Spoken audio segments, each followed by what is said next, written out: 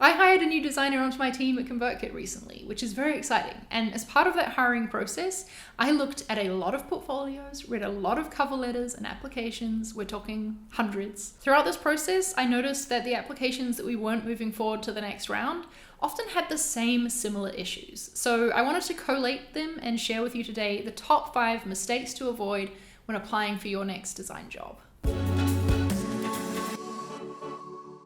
Mistake number 1 is not tailoring your application to the job itself. Now, this is a tough one, I know. When you're job hunting, you're just wanting to cover your bases and get as many applications out there as possible. But this leads to your application being very generic and not being tailored to the job itself. So it means that you're actually more likely to have it declined and to not be moved forward to the next step. I would really encourage you, instead of going for quantity of applications, to go for quality.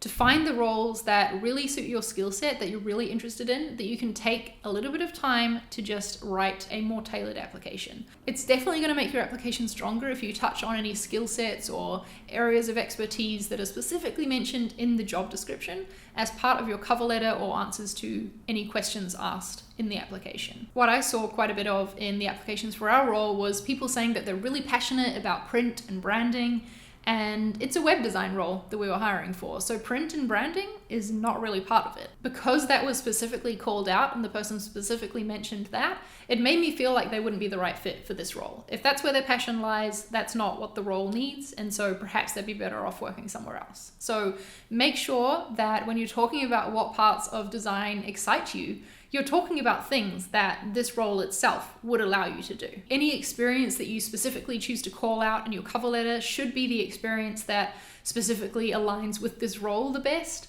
And in our application, we asked for an example of a marketing design project that the person was the most proud of. We asked them to tell us a little bit about it, what made it successful, what did they learn from it. Some people, as an answer to that question, wrote about the design of a product, and that made us think that they really didn't quite get what marketing design was, and that perhaps, again, that would be a reason they wouldn't be successful or happy in this role. So we chose to move forward the people who could actually talk about a marketing design project. As you write your application, you should try and use the language that they've used in the job description to talk about the qualities of the designer that they want. You should use them to talk about yourself so that you're already creating some alignment there and showing that you're a good fit for this job. I know that takes more time, and that's why I'd advocate for this quality over quantity approach. Mistake number 2 is making it difficult for the reviewer to see the relevant experience in your portfolio. I was so surprised at how often this was an issue throughout our hiring process. So the first step of our process when all the applications come in is you go through them and you have to remove any that don't demonstrate the experience or the skill set that you're looking for. Sort of like the first initial pass through to make sure that the ones you're going to dig in and give a full, deep, proper review for are ones that could be a good fit for the job. So in this stage of the process, when you're looking at hundreds of portfolios, you don't have a lot of time to read full case studies in detail, to look through every single project that is mentioned. Honestly, you're making a first impression based on spending 30 seconds on the site. Does this person do the kind of work that we're looking for? That's the question that you're trying to answer. When I would come across a portfolio that very clearly had images of websites as their project thumbnails, for example, that showed me right off the bat that, yep, this person does web design. That's what we're looking for. They can move forward to the next pile. When you see a portfolio showcase that instead of being an image of the project itself, uses a logo of the company that you worked for, you're forcing the reviewer to click through on the logos to try and find the type of work that they're looking for evidence of in your portfolio. I would find myself sometimes clicking through on 4 different logo images and seeing that they were more brand design or print design or even product design projects, and not seeing any evidence of web design in there. Maybe there was a web design hidden behind one of the other logos on the page, but I don't have the luxury of time to click through every single one to find it. So make sure that a reviewer of your portfolio can easily find the type of experience they're looking for you to have. Whether that's through changing up the way you do your project thumbnails to use an image of the project itself, having categories on your site. It was really helpful whenever someone had a web design category, just the fact the category existed itself showed me, okay, yes, they do the kind of thing that I'm looking for. And I could very easily click on it and see the quality of their work. Whatever you can do in your portfolio to just bring those skills to the forefront so that someone reviewing can easily see that you've got the right skills for the job. Mistake number 3 is honestly in a similar vein, and that is making it difficult for the reviewer to even see your work in general. Not everyone has to have a portfolio website. There are other ways to do a portfolio, clearly. But if the application for the job you're applying for asks for a link to your portfolio, if your portfolio is a PDF, you absolutely need to host that on Dropbox, host it on Google Drive or something so that you can send a link through for someone to view it. I can think of several applications where they just sort of wrote send me an email and I'll send you my portfolio. Maybe that's been advice that someone's been giving out as a way to ensure you hear back from a job application. Honestly, it's just sort of slowing down the process and making it frustrating for the people on the other end. So make it easy for them to see your work. Give them that link. And if the work in your portfolio is password protected, or there's certain case studies that are password protected, give that password and give that access in your application so that it's easy for us to go in and take a look at your work. Some people would write things like, contact me to see a case study, or let me know if you want to see it. You're applying for this job. Of course I want to see your work. Of course that's the thing that I want to do as part of this process. So let's just speed things up and make it easy for me to see it right off the bat. And as part of that, I'm not saying that you shouldn't have passwords on your portfolios or anything like that, because I know that some people are unable to share certain work they're proud of unless it's password protected, because they can't just have anyone on the internet seeing it. But if you're applying for a job, you're sort of inviting me in to look at your work. So don't invite me in and then not give me the keys to actually see it. I was trying to make a metaphor there off the top of my head. It really didn't work. Whatever, let's move on.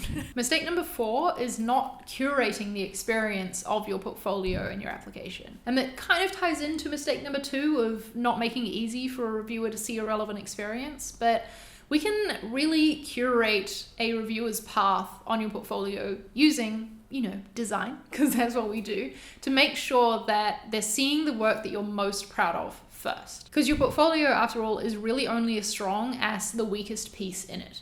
If I'm doing this quick review of a portfolio and I choose to click on a project that perhaps isn't your best work, was done a few years ago, and isn't a reflection of your current skills, I don't know that. I can't make that assumption.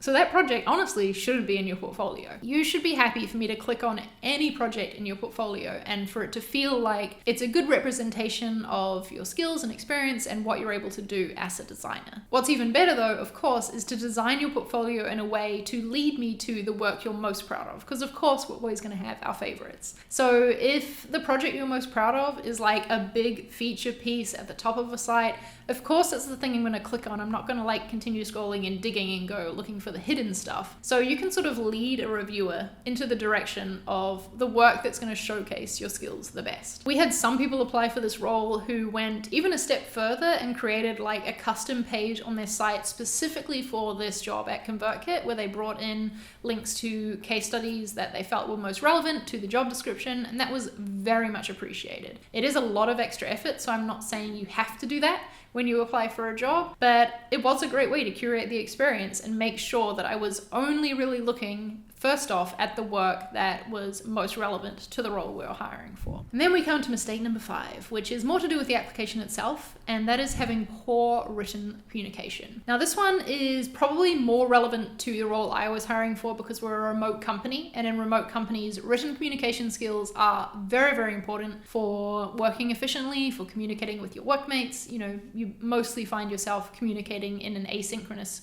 written way rather than speaking at the front of a meeting and stuff like that. And your application is a great place to show that you have good written communication skills. And it's also, unfortunately, a place where if you have very poor written communication skills, it could be a reason that you don't get moved forward. If your application is very clear and succinct, uses good bullet points and paragraphs to arrange information, either in, the cover letter and answers to the questions or whatever, if you have thought about that experience, it's definitely going to stand out against an application that's just wall of text, everything spewed out at once. Putting effort into hierarchy in your writing, even just within an email, shows a lot of respect for the reviewer's time and also makes it really easy for them to find the information they're looking for. Because that's the thing, with every application that I'm looking at and doing a review of, I'm looking for reasons to move people forward. I'm looking for what lines up with what we're looking for. How does your experience fit with what we need? How does your skill set going to help and bring to this role? We're looking for that kind of stuff. So the more attention you pay to your written communication and visual hierarchy and things like that,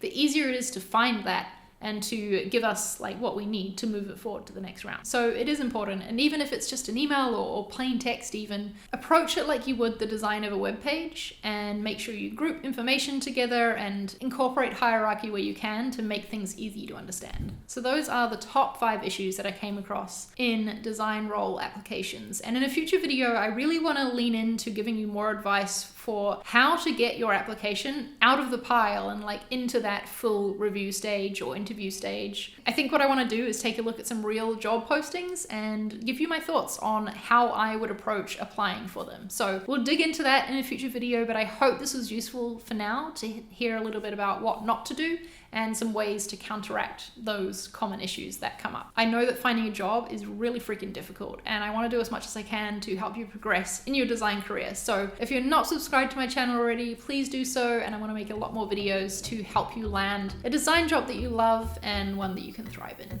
All right, give the video a thumbs up if you enjoyed it, if you found it useful, and I will see you in my next video.